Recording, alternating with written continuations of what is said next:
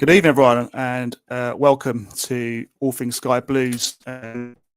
Me, Mark Smith, presenter. Just a little bit of housekeeping before we bring our guests on tonight. We're partnered by Right Steel Fabrications for all your fabrication needs across Coventry and the Warwickshire area. And we're also partnered with The Anecdote and the Sky Blue Tavern. Tonight's show is going to be reviewing the sort of opening 4 games of the season. We'll be talking about the transfer situation, the ins and outs, and assessing whether it's a good window for us. And we're just talking about one or two off-field issues as well, which we'll discuss with our guests. So I'm going to introduce each guest one by one. And also, just before I bring the guests on, any comments you want to make, want to ask our guests, obviously we'll ask them and we'll talk those through as well. So first guest, I've got Reese. Reese, how are we doing? You all right? Yeah, all good, Mark. How are you? Yes, not bad, thanks. Good, thanks. And we've got his dad, Ian, in France. Ian, good to have you on again. How are you doing? Not so bad, Mark. Nice to see you. Good. And last but not least, Mr. Jeremy Clarkson of Coventry Twitter is Danny White. Danny, good evening, to have you on again. Good evening. How are you doing? All right? Yeah, good, thank you. Good. Right, let's get down to business and talk about the season so far. So go with you, Ian.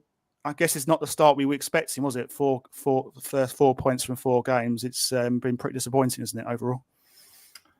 Expectations were so high as well. I think that's made it even worse. I couldn't believe the lacklustre performance at Stoke, but having travelled over for the Oxford game, I thought, oh well, we've got it out of our system. We saw glimpses of Haji Wright's ability. And I thought, the next 2 games, we'd get a lot more out of them. But it's the performances more than the results. We seem to be in second gear. Sims seems to have gone back to last year's early form. I don't understand the formation when you've got no quarterback like Sheaf or Kelly or Gus to ping the ball around quickly. They see the passes quickly. Eccles and Torp are primarily, I think, good defences. I mean, Eccles has been getting a lot of stick, but he made a lot of blocks. He puts a lot of tackles in. He gets through a lot of work. But Platini, he is not. No. And we need somebody in there that can find a pass quicker and get it forward quicker. And I think that's the big problem. I think Rodoni is being starved of the ball by playing too far up. So there's just so much not working. If it was, Sims missed 5 chances, or we've got 4 injuries, or the goalkeeper's made 2 howlers, you could put it in one box and say we can put that right. But there's just so much not happening for me. Up front, midfield. The only thing I would say is Binks and the back 4, other than Bidwell, seem to be solidish. Norwich only had 1 shot Saturday on target. Yeah. So you can't say we're defensively poor. But when you've got gaps opening up all over the place in front of you, it's difficult. So, yeah. Disappointing. Reece, it all looks so positive for pre-season, obviously, with a really good win against Everton. And we look like a team that could be, achieving really good things. Obviously, it's still early days, obviously, bearing in mind that it's only 4 games gone. But how surprising have you been with this start of the season? Yeah, I think I'll just echo what my dad said a little bit. I think it's more the midfield that we're struggling with. I think there's a bit of controversy with Sims at the moment, but, I understand he hasn't had much service, but on the other hand, he has had chances in every game, and I don't think he's hit the target yet. So that would be my main worry. With the players that we've brought in, that I know we're going to cover in a little while, but obviously we've been quite excited about some of the players that we've brought in. Obviously, Rodoni's a big one. It's hard to put your finger on one area. I mean, obviously in the midfield we're really struggling, but I'm just really disappointed we have not replaced Chief, because there was obviously rumours he was going to go, but he's got an injury, and now it looks like he's aggravated that injury again. But midfield, we just look too slow. I mean, the Everton game that you were saying, we looked really positive. I know it wasn't like a full a full strength Everton side. But the way we were playing and the way we were, attacking, and the forward players just looked really good, and looks like we clicked early. But yeah, really disappointing. I think I'm not. It looks like there's a few things going on. I think Thomas being dropped, I think rightfully so. I think the first couple of games he wasn't very good, where he was quite consistent, I thought, for 3/4 of the season last year. Latapodiere hasn't really got a position that he can sort of make his own. He's a utility player. But on the other hand, I think it's the Bidwell situation as well. I think De Silva needs to run. There's so many question marks that need to be answered, and unfortunately in the transfer window we haven't quite covered the areas that I think we should have covered.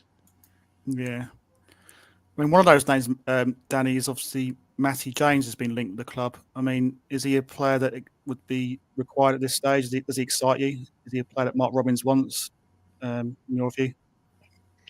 Definitely. He's 33. He's only just 33. He's got plenty of experience. He was great when he played for us about 3 years ago, and he's been playing consistently for Bristol the last 3 seasons. He did have his problems with injury a while ago. They look like they've passed him now, and I think it's a no-brainer, really. I think he's apparently training with Leicester at the moment, so he's keeping himself fit. He's a leader. I think definitely someone we should be going for, but you keep on hearing, is this our business model? Is it not our business model? But you heard Robbins a while ago saying we need experience, and this guy just fits the bill. I generally think if he could come in and play a few games and cover from Sheaf, it could take us up a level, because, like you say, I think we're stacked with attacking options. Defensively, every chance that teams have against us, they score, but they don't have that many chances. Like Ian mentioned, Norwich had 1 chance, and it's just same against Oxford. Oxford had 2 chances and scored. Yeah, so true. I think if we've got someone that can do something in the midfield and we can get people to get these attackers into play, we'll win games, because we're not actually that bad at the back. But I'll definitely be going for James. Even if it's a 1-year deal, and then sort of an extension in our favour afterwards if he's played a certain amount of games. I just think it's a no-brainer, depending on how long Sheaf's out for, because the transparency from Robbins and the club about injuries and things like that is just contradicts all the time. We just want the truth, what's actually happening. Is he out for 2 weeks? Is he out for 3 months? What's actually going on, basically? And then it sets fans' expectations, because fans are just panicking, and it's a bit like the transfer window where they didn't announce anything on the normal Twitter page.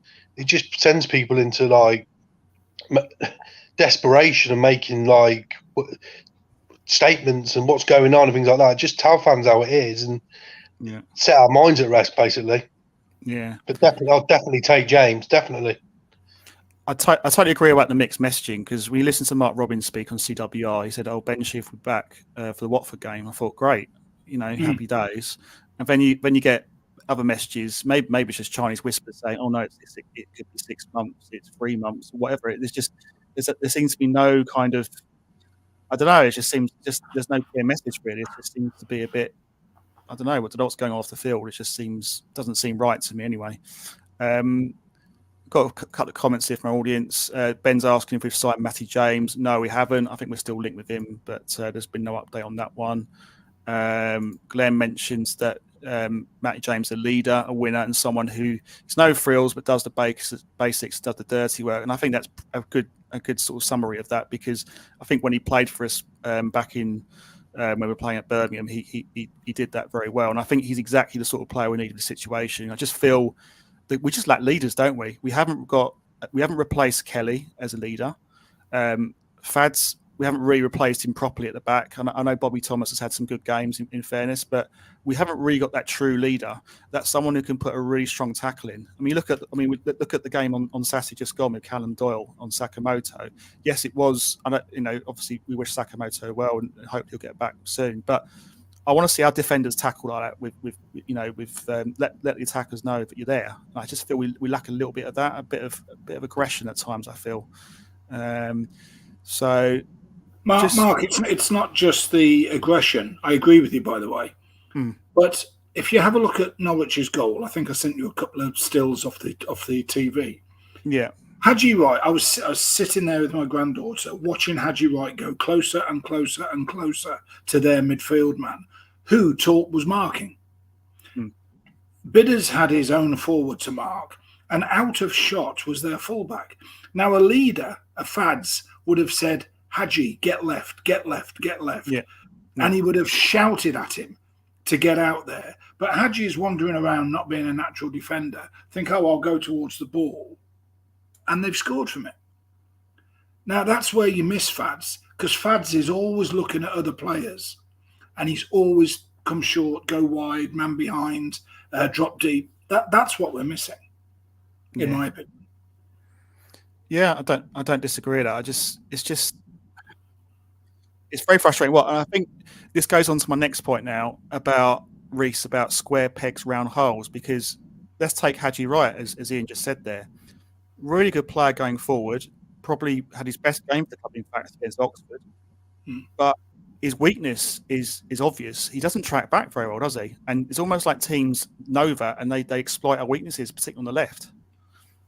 Well, it happened again last year as well. We obviously haven't learned a lesson because, I remember games like Preston where De Silva was horrific that night and, obviously Ben Wilson in goal as well. But the teams, when De Silva was playing, it was obvious that they were targeting the ball over the top, the cross-field ball. And it seems to be happening with Bidwell now, where it always seems that when we're attacking, because when we defend, it starts from the front. That would be Sims pressing, then the midfield, then the wide men that are pressing as well, or following their runners. That the Norwich lad, the right back, Stacey, I think it was. Yeah. The amount of times in the first half, the warning signs were there. The amount of times that he either got behind, there was a point where he went through on goal and Binks just got a little foot on it. I mean, for me, the issue has always been there. I mean, Haji Wright going forward, I mean, he's direct, he's strong, he's powerful, but unfortunately you have to defend as a side as well, and you can't just stay up the side of the pitch and just expect your left back to then mark two players. So it comes down to the coaching as well, because if we can all see it, that the coaches that are in the debriefs and watching back the games and going through all the tactics and the stuff that we didn't do so well and the stuff that we done great, I mean, it's obvious. It's so obvious. So what are they doing? What are they doing in training? What are they saying to Haji and saying, look, when we haven't got the ball out of possession, this is where you need to be. It's, funny enough, I've only just been catching up with the Man City treble. It's on Netflix, and watching Pep. I mean, I know Pep's in his own league, but watching some of the stats that he does and the tactics, and it's brilliant. It's fascinating. So if anyone gets a chance to watch it, I'd advise it, because it just shows what true leaders and what good coaches do. And I think, AD going last year was, the start of the season pretty much was a big shock to us all, because we knew that he was more than Robin's right-hand man, really. He was the orchestrator as such, and the players seemed to respond to that. But yeah, again, it goes back to a lot of things that have happened over the summer that looks like it's reflecting on the pitch as well. So, I mean, Danny, obviously, Reece makes a good point there about 85 Ash.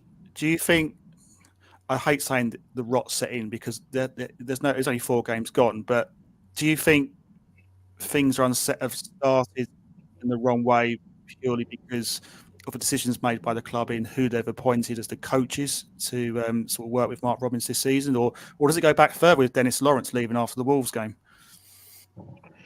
I think it has been mass change, really, hasn't it? Like, obviously Lawrence has left, Vivash has left, had a few players go in the summer and things like that. So it is going to take time for these players and coaches and all that to sort of gel and things like that. But I watched it on Saturday, and Robins was just almost standing there on his own with hands folded, not even really communicating with his bench and things like that.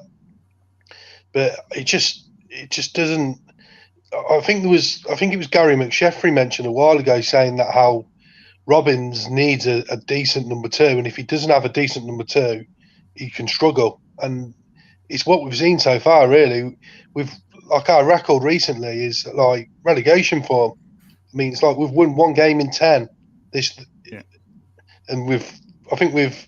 If you look at our form since the beginning of the year, we're relegation form.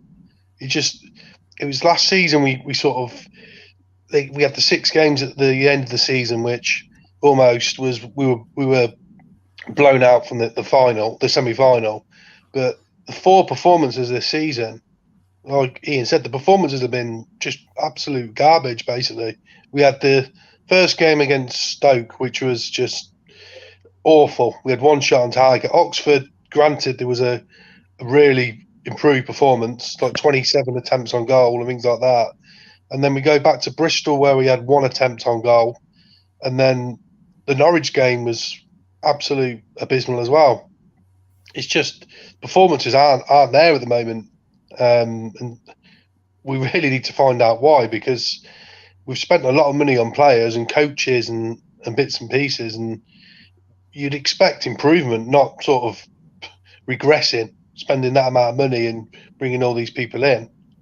But I personally would have liked someone like with Robbins, like a sort of to replace Vivash. It just seems like these people they've brought in, they're not really they're not really questioning Robbins. Like Vivash would question him, wouldn't he? You always heard how they had sort of falling outs and things like that, which I think you need sometimes. Yeah. We don't just want these people to be like yes people to Robbins. Yeah, no, I don't disagree with that.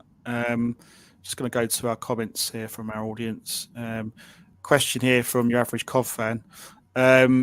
I don't know who wants to answer. Danny, I think I'll go with you first. How long do you think Robbins has left before Doug pulls the trigger and gets rid of him? I hate saying this because I got loads of stick on Saturday and I'm sort of thought about it a bit more. He deserves more time because of what he's done and things like that, and his legacy and bits and pieces like that. But I think we need to be looking at it with about 15 games and see where we are. Because, like what I've said, Robbins isn't King's man. And King is like come into the club and spent a lot of money and invested, and he wants to see improvement. And at the moment, we're not seeing it. But Robbins has had these issues before, and he's overcome them. But we came into the season thinking like we don't want a poor start. Like we had the poor start for the pitch issues, which okay, we'll sort of give that one an excuse for that one. And then last season again, it was like new players gelling and things like that. And now we're into a 3rd season where we're potentially going to have another slow start. We've got fixtures coming up like Watford, Swansea, and Leeds, where potentially we might not even get a single win out of them 3 games. And again, we could be in the same position as we were the previous 2 seasons, but we've spent £45 million. So he's got time. He's got time in the bank and things like that, but he needs to be pulling out results and needs to be sort of showing fans something. Basically, we're not seeing anything whatsoever at the moment. The football we're watching is just, Saturday was dross basically. So he's got to improve. With all the fans have invested, 22,000 season ticket holders selling out away stadium, away grounds, buying shirts, merchandise. Like, fans need something. At the moment, we're getting nothing at all. I think for me, I actually thought first half against Norwich was quite even. If you look at statistically, it was 51% possession to their 49. It was more even. I think Dennis Sims takes on that chance in the first half where he hits strikes, he goes wide the post. That goes in, it may be a different game. So I didn't think it was that bad, but I just felt second half, it's almost like we tired a bit. That was what I felt. I felt like we just didn't have the energy. I just don't understand it really. Which is what I sort of found strange. I mean, Ian, looking at the squad, as Daniel alluded to, £45 million been spent. Well, £15 million spent, I should say, over this season. It's a very top-heavy squad of attackers. There's not enough. It's kind of square pegs, round holes. There's a lot of attackers, but not enough defensive midfielders or defenders, particularly like cover from Milan as an example. I mean, how do you assess the squad overall? Exactly that. And my deeper thought is problematically is who's purchasing the players, because you read in the subtle press statements like that's not my remit anymore, that Mark Robbins says, or well, you know, Doug has backed us and he's in control of that. That to me is back to front. I mean, Doug holds the purse strings. Doug should, will, and every CEO will say, can't afford him. He's too old. The wages are too high. We've got to sell before we can buy. But actually, who you buy and who you sell should really be down to the manager. Now, case in point with Casey Palmer. I'm sure that Mark Robbins had an issue with him. He wanted big money, let him go. I think Casey Palmer's on his day is unplayable. And you watch him for Hull in the next 2 months, he'll be brilliant. He will be absolutely brilliant. But then his honeymoon will go, he'll pull a hamstring, he's got his big contract. O'Hare, you could say that was bad luck with his injury, but we could have taken a risk while he was injured and offered him a new contract. Yeah. But we didn't. So having lost 2 players of that calibre, hot on the heels of Gus and Vic, you're looking for flair players. You're looking now when Rudoni came in, who I think was spotted by Robbins. I thought we'd got a real steal there, and I think we still have. But when I saw him play deep against Everton, he bossed the match. He bossed the game. He didn't miss a pass. One of the games abroad as well against the German side. Didn't lose a ball. Now, for some reason, we still persist with a 4-2-3-1. And as Reece mentioned, if your 2 wide men in the 3 don't defend, you've got 4-2 when they're attacking you. Yeah. That's a recipe for disaster. So I think he needs to play Rudoni deeper because he can tackle. He's got a yard in him. He's got a bit of pace, and he's got that pass. He can find a pass better than Eccles. Torp can if he's got time. So I would drop those deeper, but we haven't got enough in midfield. When he bought Thomas Asante, I thought, great. The goal he scored against us a year or 2 back was world class. I thought we've got a smashing lad here. And then he went and bought the 19-year-old from France for another 2 million or 2.5 million, whatever it was. And that confused me. I thought, oh, well, obviously Tavares must be on his way out and somebody else might be going. But that still left a hole in midfield. Everybody's saying it on the forums. Everybody's saying it on the groups. We are short in midfield, yet we still haven't bought anybody. I find it a worry, but I also find it, who's in charge of this? Robbins is not thick. Robbins is a good manager. He has been with us all the time he's been here. So what's going on in recruitment? What's going on in Doug and that relationship? For me, the governance of having 4 coaches. 4 coaches. We've never had 4. He's got more coaches than Harry Shaw. We don't have, I don't think we have space for 4 coaches in our club, as well as having Mark as the manager. I wonder if the players are just getting a bit confused. They've got George coming in, they've got Reece coming in, they've got another 2 coming from the under-18s, all hungry to make their mark, like new hungry job incumbents are. And I bet the players are saying, what's going on here? Yeah. He's saying one thing, he's saying another. I don't get it. I think there's chaos there at the moment. I mean, Reece, does Robbins even know what his strongest 11 is? Because I couldn't honestly say to you, I know what our strong 11 is. I mean, I don't know what your thoughts are. No, and I think that probably boils down to what we've covered with formation, the lack of depth in midfield. My main worry is at the start of the season is obviously me and my dad on the way up to the games and stuff we spoke about. If Sheaf or Milan gets injured, we're in deep trouble because Latibaudier can do a job at right back, but he's not quick enough. And I feel like he's a little bit exposed out there. But obviously now Sheaf is out for however long we don't know. Gives us another problem to solve, I suppose. going back to the question about Robbins, I would probably say I've always been pro Robbins. I've always made it clear, even on the group chats that we have. He turns it around. But the problem is we're giving ourselves too much to do. I mean, you look at last season. We had we know why we tailed off at the end of last season because of the cup final run. The emotion of the Wolves game, the emotion of Wembley as well. But at the start of the season is really what really knackered us, because you look at the draws that we had. The home games against Norwich and Stoke that stand out.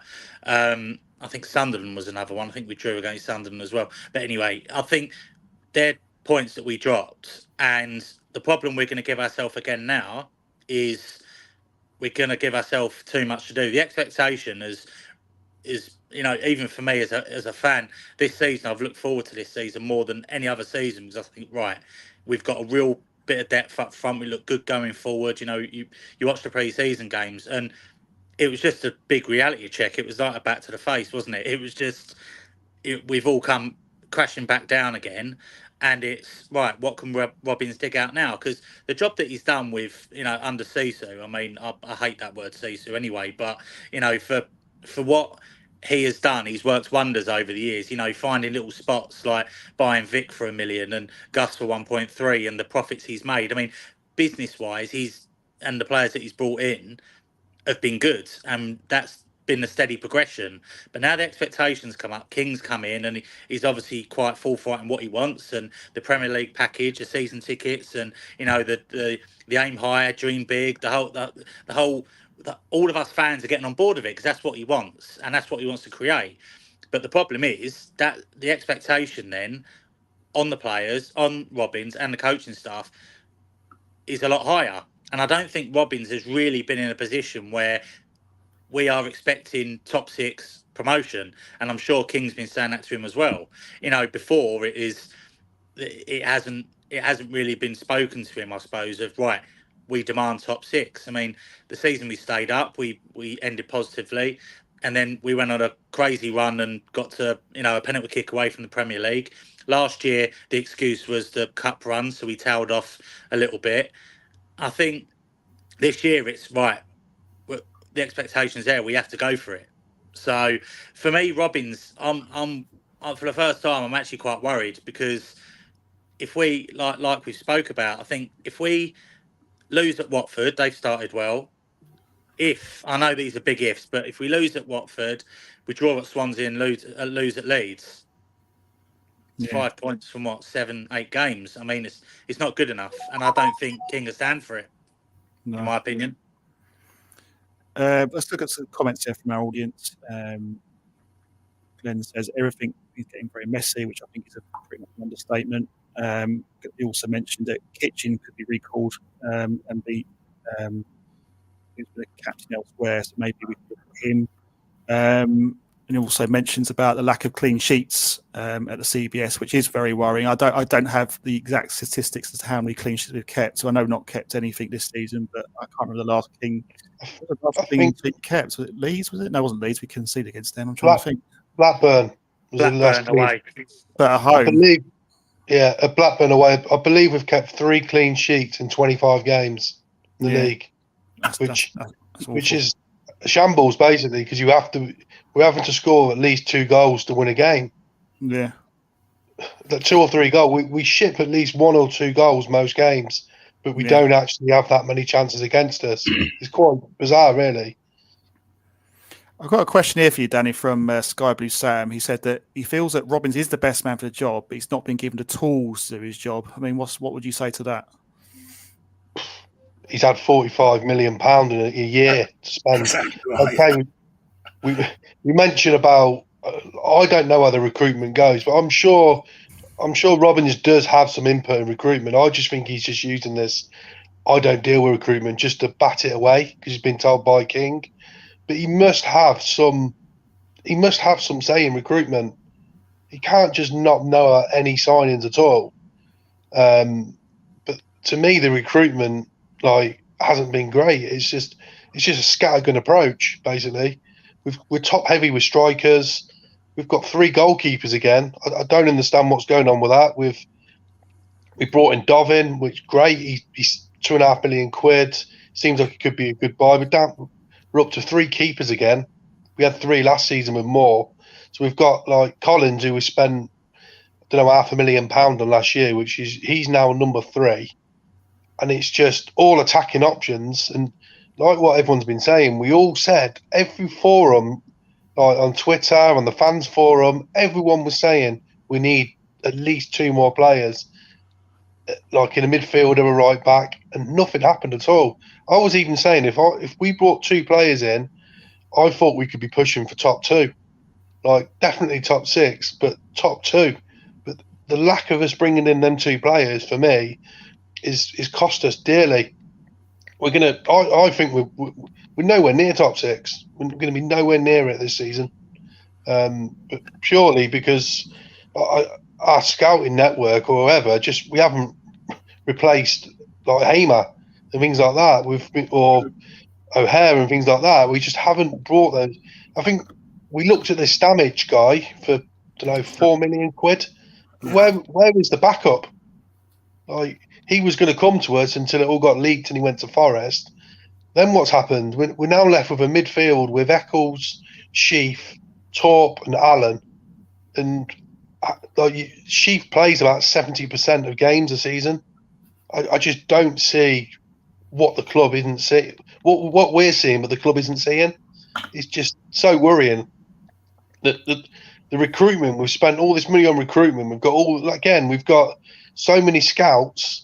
We've got Dean Austin and things like that, but we still haven't addressed what we need. And everyone was strengthening around us on deadline day and things like that, and we just stood still. Basically, some of our players in midfield, some of them I think are sort of League One level, not like Championship players.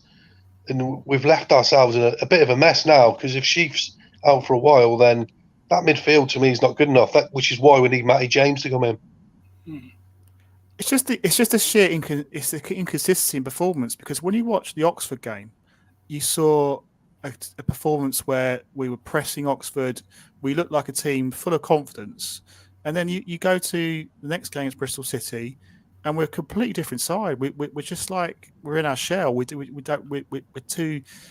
safe in our passing, and we just don't. I don't know. It's just a different side. I mean, Ben makes a comment here about where's the passion, hunger, desire, and will to fight result like we showed against Wolves and United.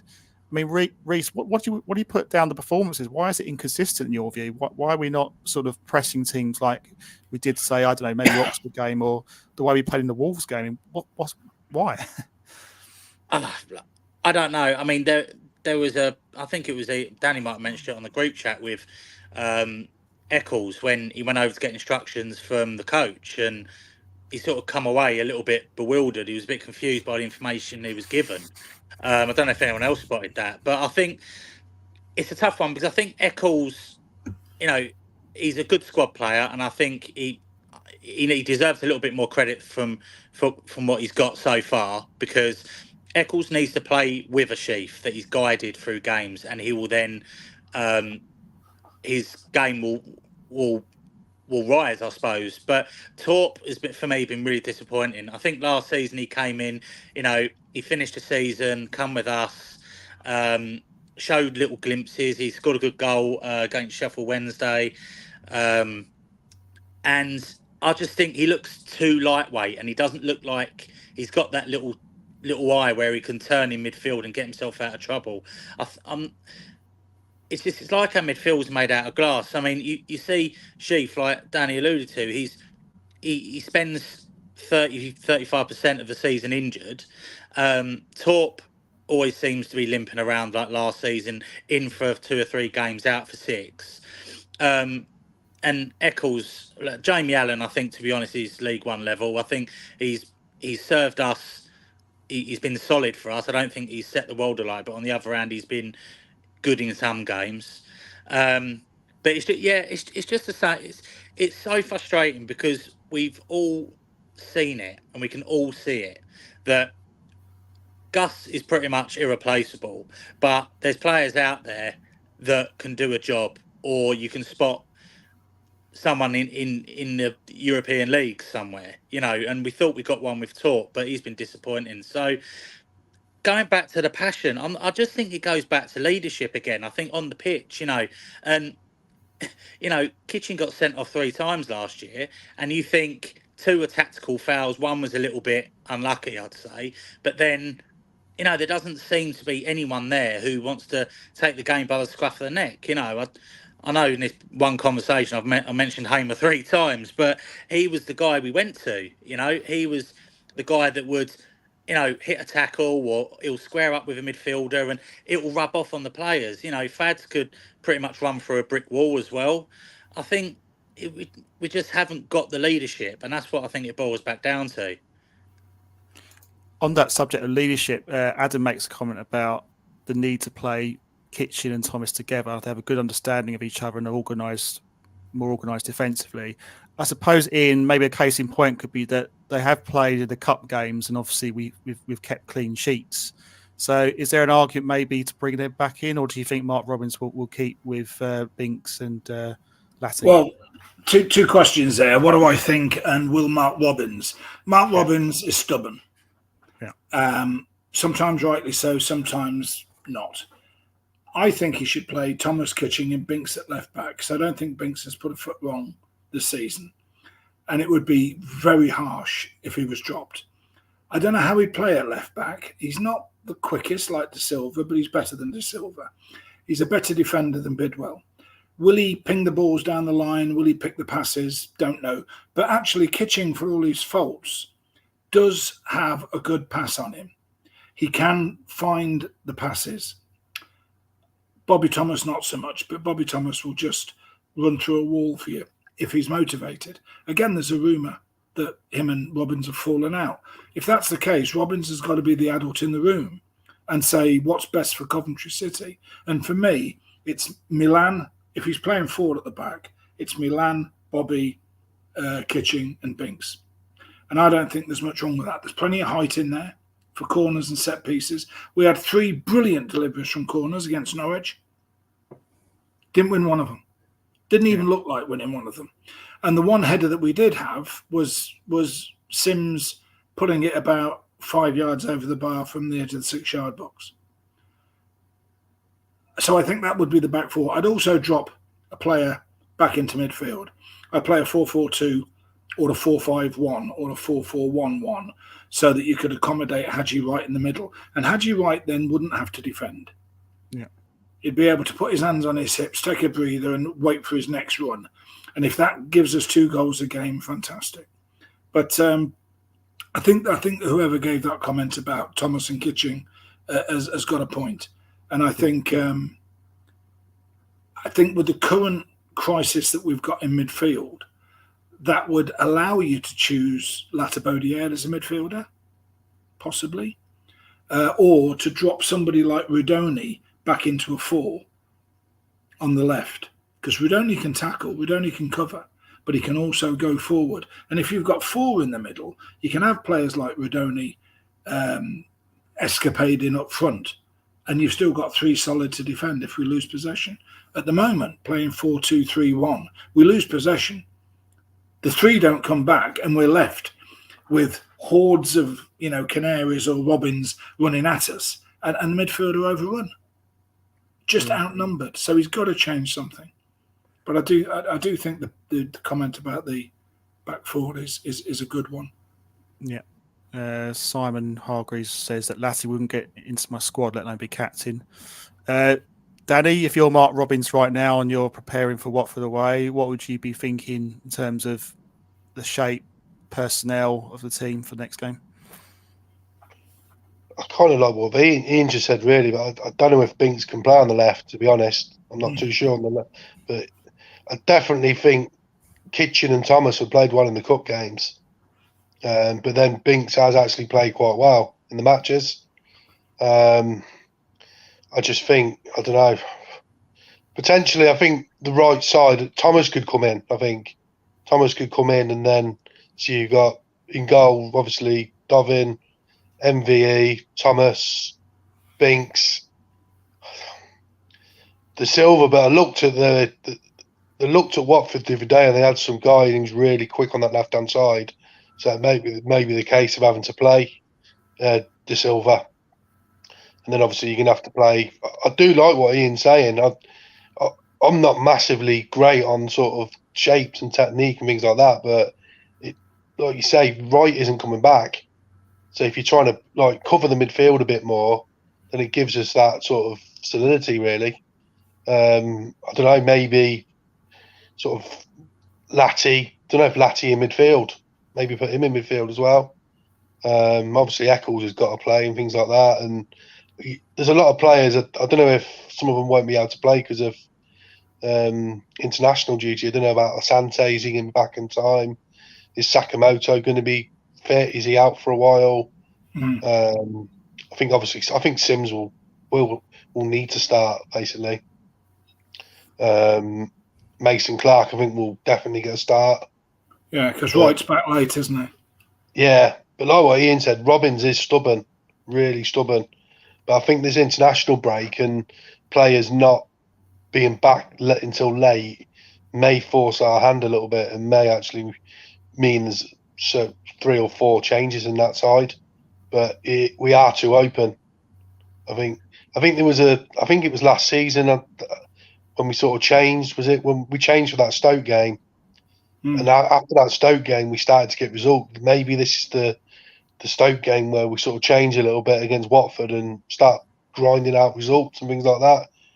Because we have got the quality of players to actually do things. It's just teams are walking through us basically, and Norwich were just walking through us on Saturday. Yeah, they looked as if they were in third gear, didn't they? Yeah. Strolled past us. Just playing devil's advocate, the thing with Hadji Wright, and I totally acknowledge the point about his defensive frailties, but he did score 19 goals last season playing in that same position, and we did get a lot more joy out of him there than we did, say, early on the season, where he was playing as I think 1 or 2 games with Ellis Sims, the striker, and they did absolutely sod all. So I'm not saying that we should be doing that. I'm just saying that's the counter argument possibly of that, but it's not particularly an easy situation, is it really? I mean, it's kind of this is what goes back to my point about square pegs and round holes. There's no kind of easy answer to it, is there really? I think the Mark, counter argument. if you don't mind me chipping in there, you've said 3 or 4 times square pegs and round holes, and I agree with you. So change the formation to suit your players.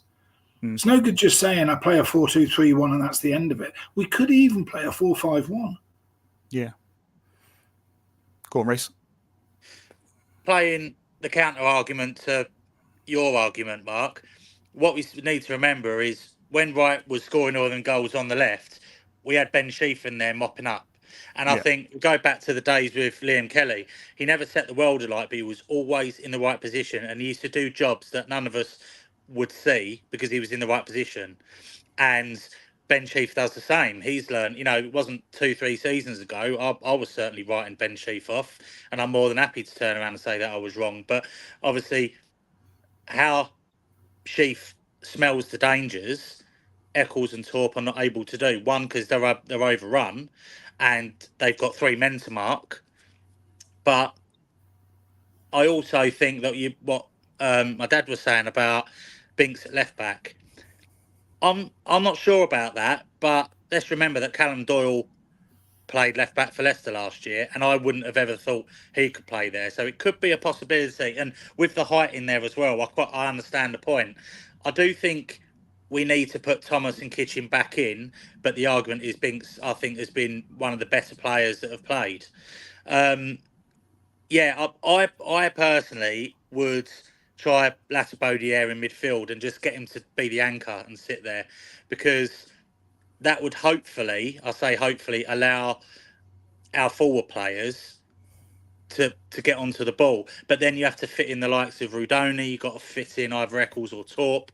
I want to see more Mason Clark. The problem I have with this signing is I think Mason Clark will be a good player and he will prove that. But why have we gone and spent 4.5 million or 4 million on a player than we've got a 7.7 million player on the same position? So we've got 2 players who looks like they specialise in one position, and we're looking at 11-12 million pound on that side of the pitch. So when you have Mason Clark on the right, he doesn't look as effective. He's one of them inverted wingers that love to who can, a bit like Sakamoto, So I'm scratching my head thinking, how are we going to get all of these attacking players gelling? Well, the word gelling, but it's not just that. It's they have to play a few games to get momentum. So how are we going to do that when we've got Haji Wright one side with Mason Clark, who's going to switch to the right for Sakamoto as well? I don't quite understand it, to be honest. 4-4-2. Yeah. But I don't think Haji Wright is as effective up front than what he is on the wing. That's the problem we have, because the amount of times do you remember the game we went to when we played Stoke, and my 10-year-old ended up calling Wright and the Sims Tweedledee and Tweedledum, because at that time of the season they both looked lost and didn't know when to press, when not to press. I don't think they could play together as a top two personally. And majority of the time, Haji Wright couldn't bend his runs. But on the left-hand side, he looks so dangerous. So, you know, we're having these discussions. I mean, Robbins probably doesn't know either. So my main thing is Ellis Sims. I've got a problem with Sims, because there was a quote that come out that I've seen quite a bit, that he scored, was it in 13 league games out of 50? The problem I have, and yes, he did finish the season well last year, but if you put that on the flip side and say that he started really well last season and then finished crap, would we all be having the same conversation about Ellis Sims? Yeah. Because for me, when we're attacking, we've got such pace and power. But when Torp and Eccles get on the ball, they're looking for them runs. And again, you look at the runs that Gyökeres used to make, and I'm not comparing Sims to Gyökeres, by the way, but what I'm saying is that he used to then spin wide, and then he would take the defenders with him, and that would create space in the middle.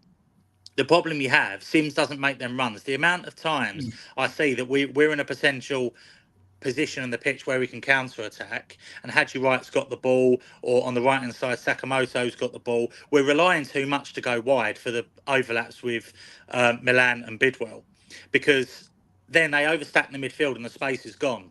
But if Sims makes them runs out wide, then that forces then either Wright or Sakamoto to make the diagonal runs inside, and then next thing you know, the defenders are looking around and not knowing who to mark, but Sims literally stands still.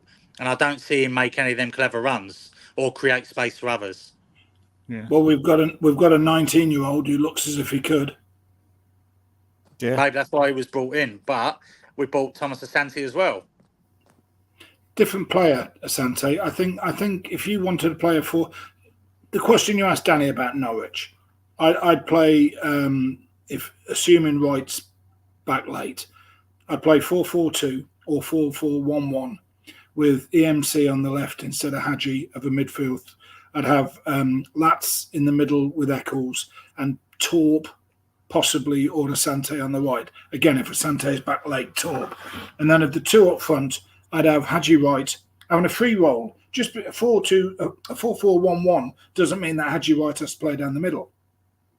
He can drift left every time. Every time we get the ball, he can drift left. But if you have young Bassett or as your target man, he's going to run all day for you. In fact, he'll probably come off after 70 minutes because he'll be knackered.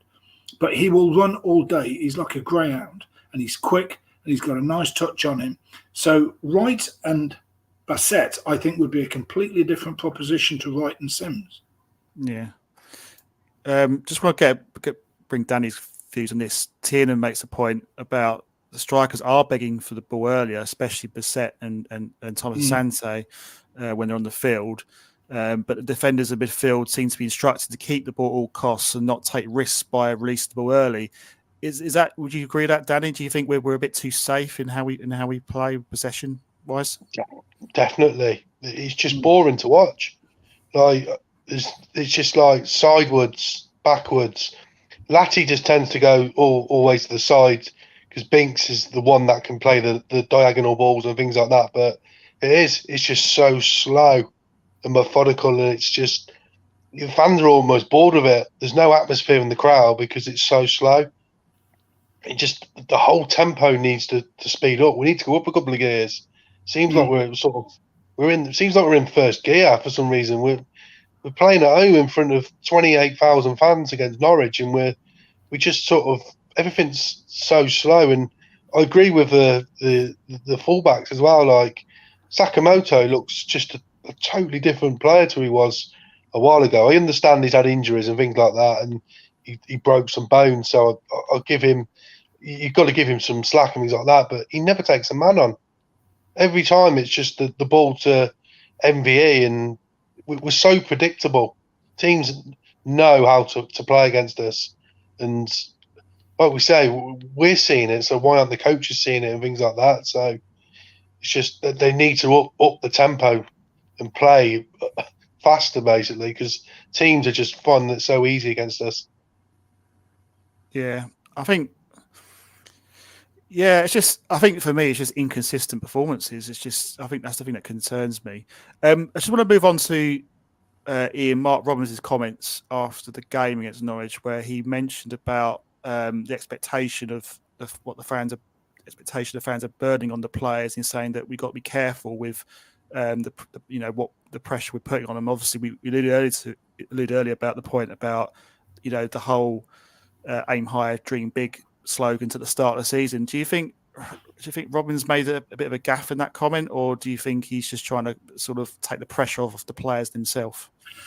He followed that up by saying today the fans were great.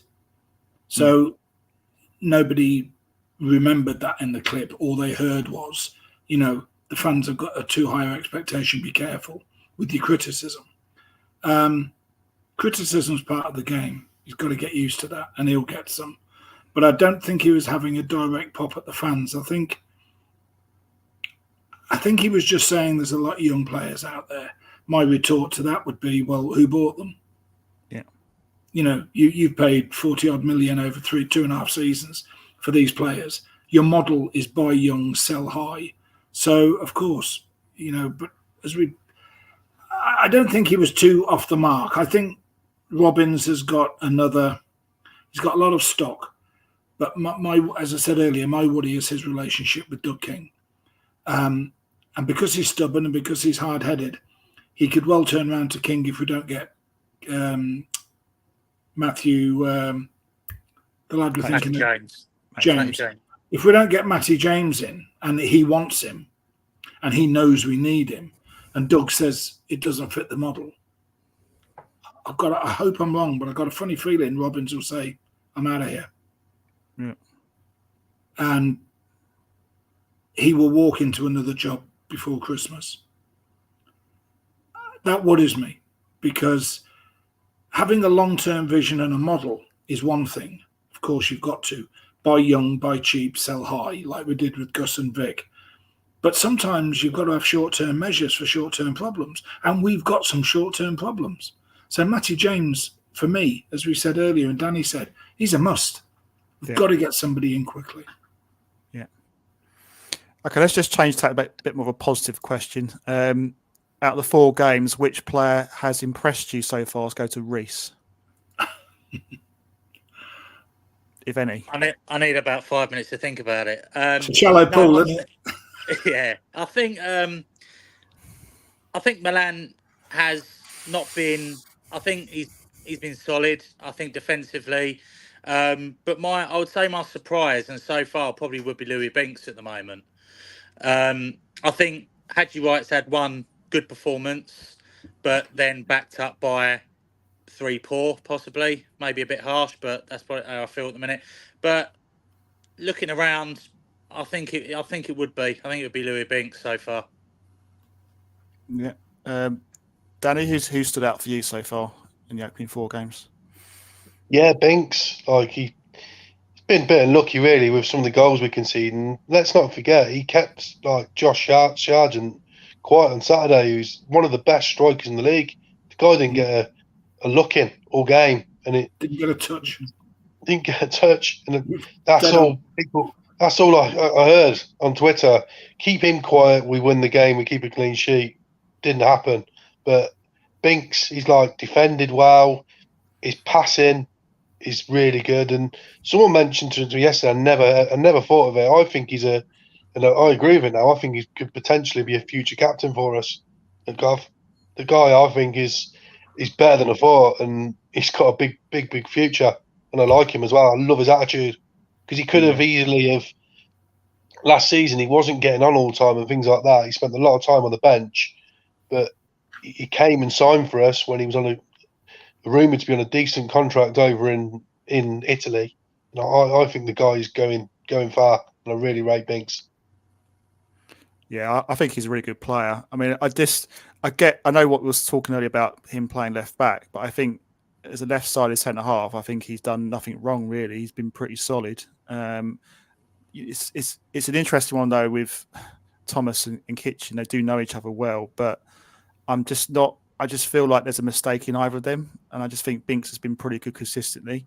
But yeah, I mean, I think for me, my player of the season or player of the 4 games, should I say, is probably Milan, because I think he's so quick across the ground, and he also works really well in tandem with Sakamoto, because there's a number of times on Saturday and in the Oxford game, the games I've seen, where he makes really good runs, which gives Sakamoto an option, and that's what we lack on that left-hand side, is someone who could do the same, someone who could support, Haji Wright, and equally Haji Wright doesn't track back. So that there's a big problem there on that left-hand side. But I think on the right, we are really, really good. And I think Dovin, I don't know what you guys feel. I think Dovin has had a pretty solid start to the season. He hasn't really been at fault for any goals, has he? I mean, the only thing I could possibly criticise him on is maybe he could come out more for corners, maybe dominate his area a bit more, but maybe I've been a bit too picky. I mean, Ian, have you been happy with Dovin so far? Well, I thought against Bristol City he was outstanding. He kept us in the game, to be fair. Yeah. First game, I don't think he had much to do. I think he made one good save. He's good with his feet.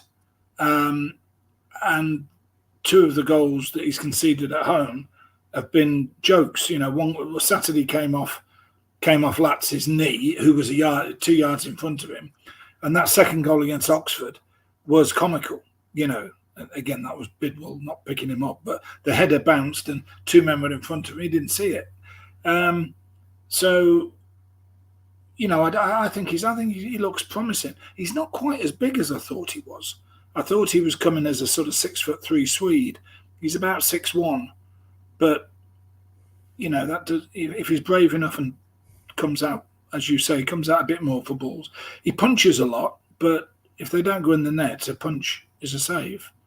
So yeah, I like him. Yeah. Reece, what's your thoughts on Dovin? You been impressed? Yeah, I think you can only echo what we've been saying. I think there was a really good save against Bristol City when he got down. I mean, this is the frustrating part, because they had a free kick on our left-hand side there, right, as they're going towards the goal. And there was a player on the edge of the box. And I'm shouting, somebody's got to pick him up. What happens? Puts the ball straight to him. And it was a good save down to his bottom left. And he showed bravery as well, because he came out and he clattered that. Was it Sinclair Armstrong, I think his name is? So he wasn't fussed about that. He thought we'll get stuck in. I think it's more of a European keeper where they tend to punch a lot now. And there was a couple of saves against Bristol where, again, you were saying, Mark, maybe being a bit picky, but there was some where I thought he could have tried to catch it. But if he's put it away from the goal, that's the thing. But on the flip side of that, where I thought he could have maybe done a little bit better trying to attempt to catch it instead of punching it wide, the resulting corner, I believe they scored from. And Laspodier looked like he got fouled, and then the guy volleyed it in the top corner. But that's me really trying to find something negative, trying to find something negative, I suppose. But I think he's a solid number one. He was clearly brought in to be number one, because Collins and Wilson at some points last season was comical, but then Wilson looks like he's responded in the League Cup game against Bristol City, where he made four at least good saves. So maybe Wilson's got his act together, and Collins is the one that's maybe sulked off, and that's maybe why he's been pushed back to number 3. But again, I agree with Danny what he was saying earlier. I don't understand the 3 keeper rule, because Simon Moore was wasted here for 2.5 years, really, the contract that he was here. And now Collins looks like he's going to sit here and pick up a wage as well, when we've got this young lad Bell. I didn't see that he went out on loan.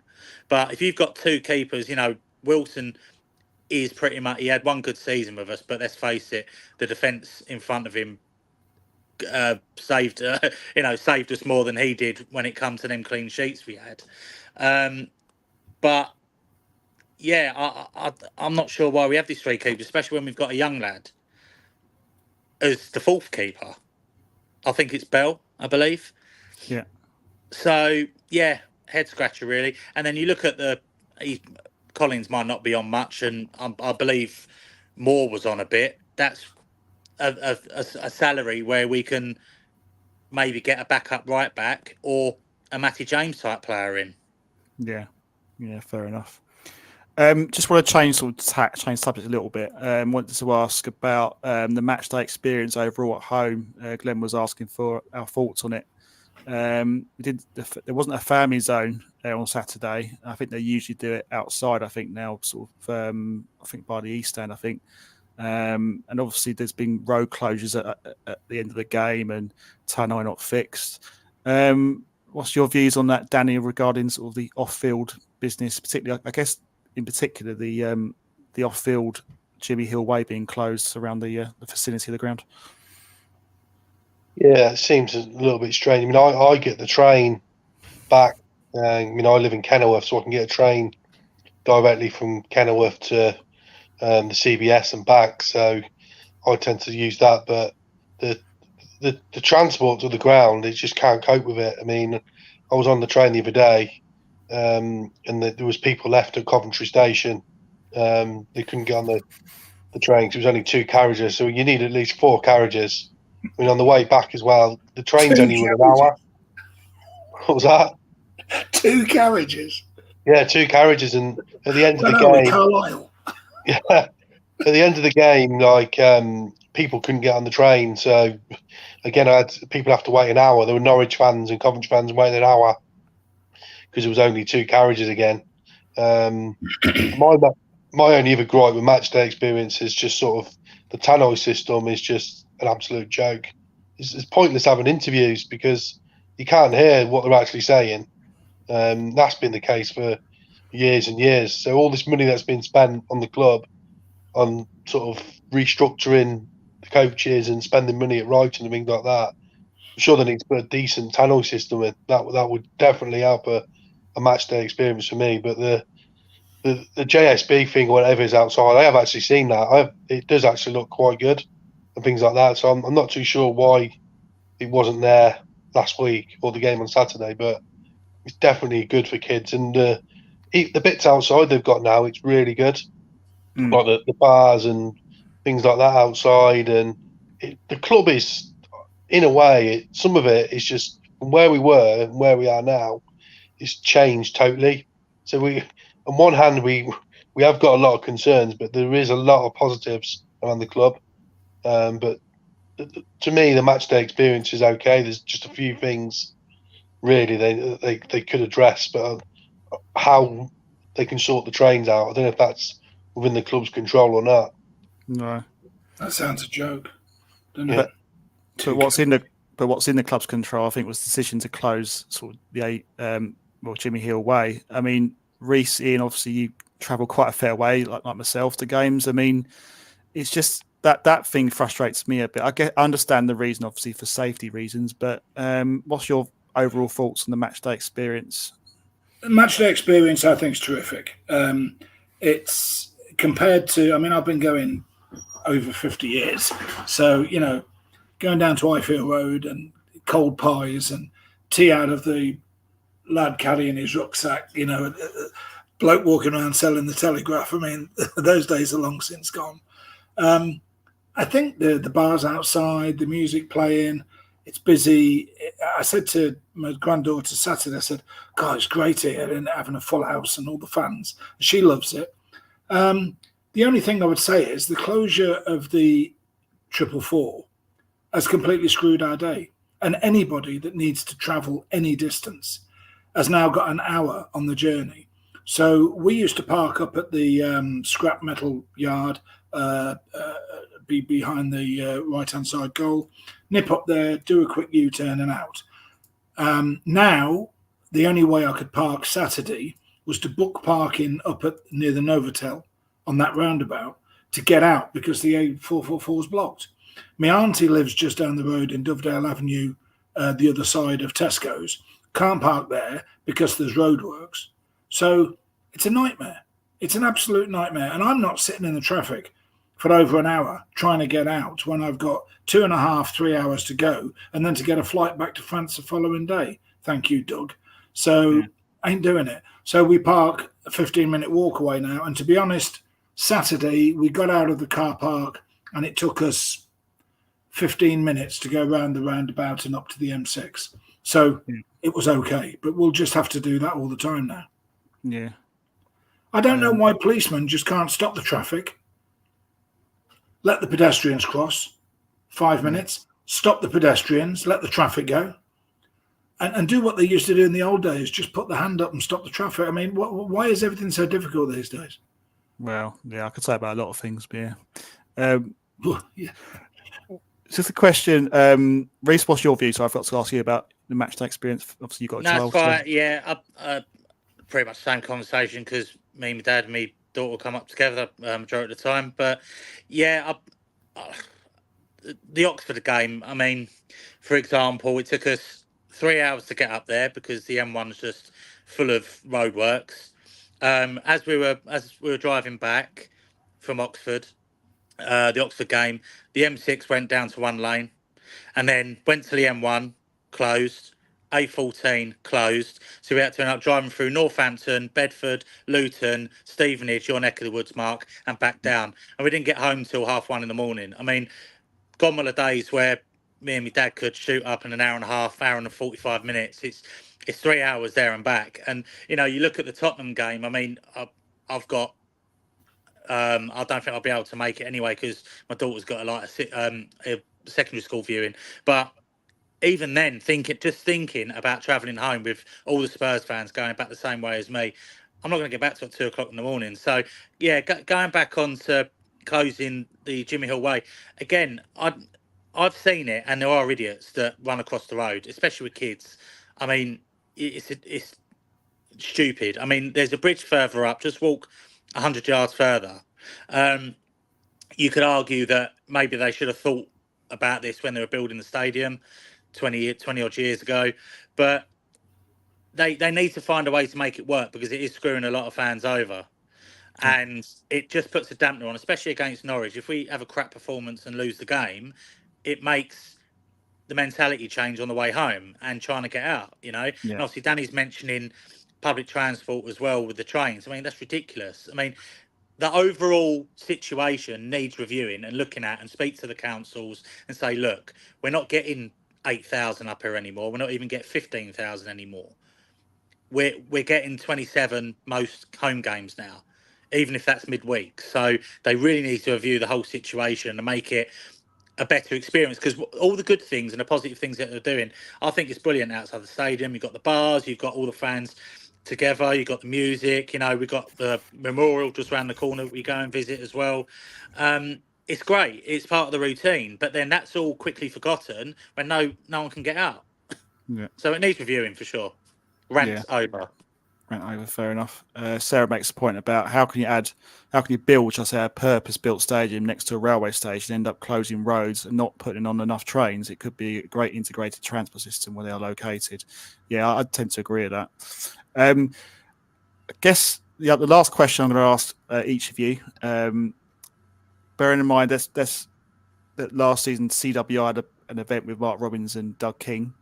If you were sitting in the room right now and you could ask Doug King or Mark Robbins one question, what would it be? So I'll start with Danny and then go around the floor.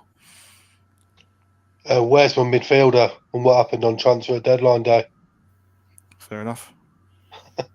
Ian, you've got Doug King and Mark Robbins sitting there right in front of you. What are you going to ask him? Why did you appoint 4 coaches to the first team when we've never, in all the years we played great football, had more than 2? Yeah. And Reece? Same as Danny, pretty much. It's on the top of everyone's priority as fans. Why didn't you bring in cover for Ben Sheaf, or at least somebody challenging that area of the pitch? if they're sitting there and thinking that Eccles, Allen, and Torp are going to get us top 6, they're deluded. I'm sorry, but I don't think it's going to happen. Again, we knew that Hamer was leaving, knew that Vic was leaving. I believe we've got the goals there that Vic obviously scored them 2 seasons, but we haven't replaced Gus, and that's my worry. Where we've built a stronger squad. You know, we've brought in players like Milan, Dovin, Binks. We've spoke about. You know, it's just frustrating that how can you spend 40 odd million pounds in 2 summers? So that's pretty much a year, maybe 14 months, and you haven't covered the position that we all know that we need to cover. So it's all well and good buying Asante, Bassett, Wright, Sims. That, yeah, granted, we did need to reshuffle and reinvest in the squad, but it's obvious to see that we need a young lad at right back that can cover Milan. You know, someone who's maybe where Milan was 4 seasons ago. You know, who you can see the potential. You just need to coach them, and because if we don't get top 6, the way we've got to look at it as well, you're going to have the likes of Hadji Wright leave, Ben Sheaf leave, because then that'd be the big question mark of how long he's got on his contract left. Do we have to cash in then? Milana leave, and then next thing you know, you've got to then go again and reinvest, and then we're a season behind again, and then it's going to be the same old BS that we're hearing, that we're gelling, we're a young team, we need to click. I'm sorry, but for that interview that I heard after Robin's interview after Norwich was the first time I turned off, because I was like, do you know what? It's like it's on repeat. We need the young lads to click. We need to give them time to bed in. We need to do this. Do we all get time in our own jobs to do that? Yeah. Oxford have had 16 new players, and they seem to have clicked all right. Yeah. I think the other point is that, you know, we've also, you know, I for one have spent, you know, my 500 Premier League plus ticket. So when you sort of see the starts you're making, you are sort of, I feel entitled. We all feel entitled as fans to sort of question what the decision making of the club, and you know, I just think it needs to be better. We can't. You know, I still maintain the Championship this season is not as strong as it was last season, but yet we're still making a very, very poor start. Danny, do you think, obviously CWR did have King and Robbins on last season. Do you think that will happen this season? Do you think they'll make a public appearance, or do you think, because I mean, King's been very transparent with the media. Do you see that happening maybe? I don't, because I think fans aren't happy at the moment, really. But if we'd got, this is how strange it is. If we'd got a result against Norwich, I think people would have been a lot calmer and things like that. But the failure to do anything on transfer deadline day and the defeat against Norwich and the manner of the defeat is really, it's affected a lot of people, and I just don't think they will. I don't think King would. Seems to be less transparency with the club at the moment. Like I mentioned about the transfer deadline day, that they always used to put on there, our business has concluded. There will be no transfers. These are the players we brought in. These are the players that went. There was nothing at all, and fans would just sort of jump into conclusions and things like that. But I don't think they will, because I think fans are really, and this is the worst I've seen it for a while, to be honest. You know, I just don't think they'll have an appearance together. I think something is not right behind the scenes. I can't put my finger on it. It seems that the honeymoon period is over, isn't it? Because you look at them at Middlesbrough away, and they're both arms in arm, and, you know, jumping up and down. And I think it looks like the honeymoon period's over, and they both need to get marriage counselling, to be honest, because they need to, between them, the relationship.